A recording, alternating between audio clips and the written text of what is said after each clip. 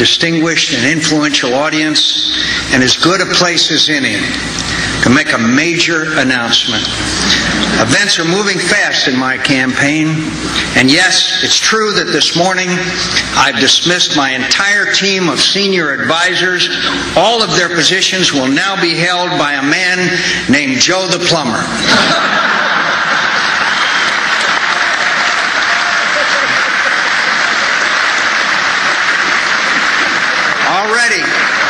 Already, my friends, my opponents have been subjecting Joe to their vicious attack machine.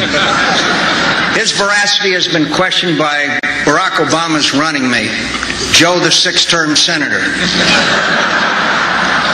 He claims that this honest, hard-working small businessman could not possibly have enough income to face a tax increase under the Obama plan. What they don't know is that Joe the Plumber recently signed a very lucrative contract with a wealthy couple to handle all the work on all 7 of their houses.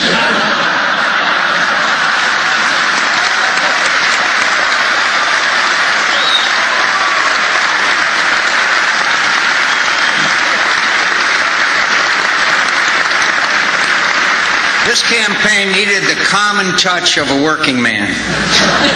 After all, it began so long ago with the heralded arrival of a man known to Oprah Winfrey as the One. Being a friend and colleague of Barack, I just called him that one.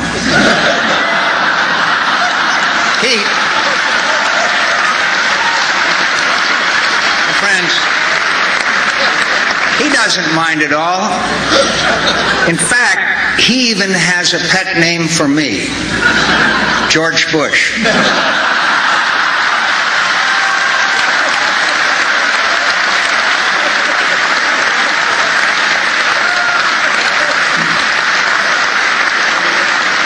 Been that kind of contest, and I come here tonight to the Al Smith dinner knowing that I'm the underdog in these final weeks, but if you know where to look, there are signs of hope. There are signs of hope, even in the most unexpected places, even in this room full of proud Manhattan Democrats. I can't shake that feeling that some people here are pulling for me.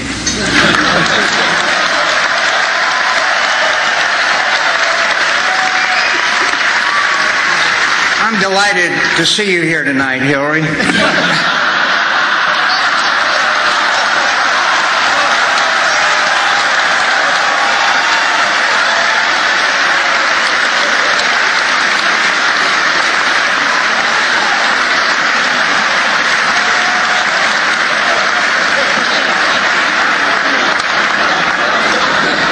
Where's Bill, by the way? Take one night off from his tireless quest to make the man who defeated his wife the next president? The man is a relentless advocate for the Obama campaign, and he has a subtle approach to making the case. When a reporter asked him if Senator Obama was qualified to be president, Bill Clinton pointed out, sure, he's over 35 years of age and a U.S. citizen. He was pandering to the strict constructionist crowd. He's also been hammering away at me with epithets like American hero and great man.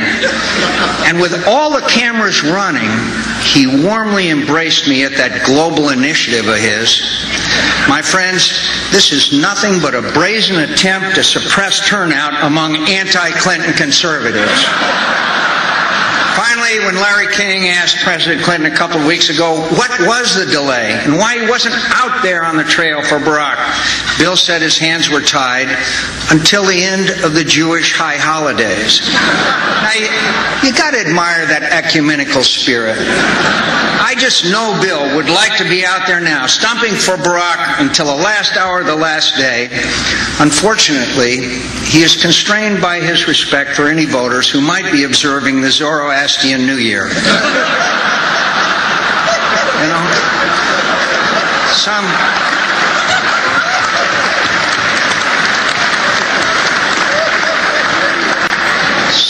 advocates for Senator Obama are less restrained in their enthusiasm, even in the media. He usually is at table 228, for example. It was my old friend and green room pal, Chris Matthews. He used to like me, but he found somebody new. Somebody who opened his eyes, somebody who gave him a thrill up his leg. And we've talked about it. I told him, Maverick I can do, but Messiah is above my pay grade.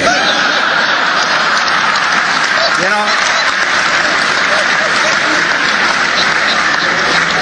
it's going to be a long, long night at MSNBC if I manage to pull this thing off.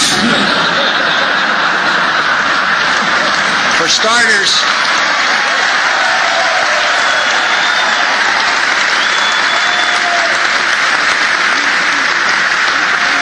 I understand that Keith Olbermann has ordered up his very own Mission Accomplished banner. And they can hang that in whatever padded room has been reserved for him. Seriously, Chris, if they need any decorating advice on that banner, ask Keith to call me so I can tell him right where to put it. So, you know, I have fun with the media, and we all know the press is really an independent, civic-minded, and nonpartisan group, like Acorn.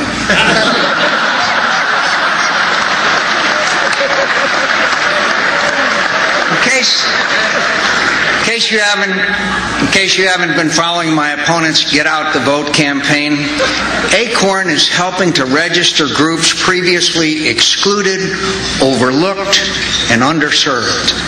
Second graders, the deceased, Disney characters.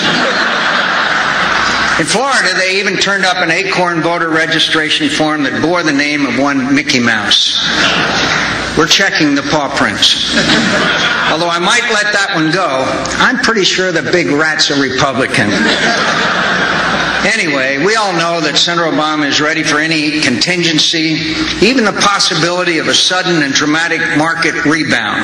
I'm told that at the first sign of recovery, he will suspend his campaign and fly immediately to Washington to address this crisis.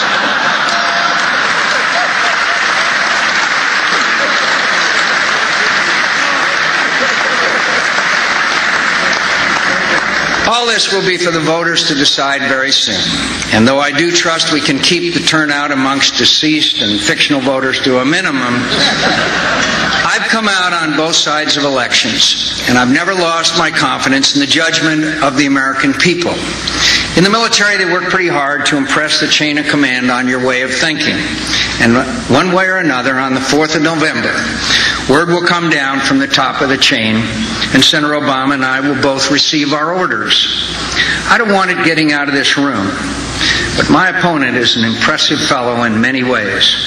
Political opponents can have a little trouble seeing the best in each other, but I've had a few glimpses of this man at his best, and I admire his great skill, energy, and determination.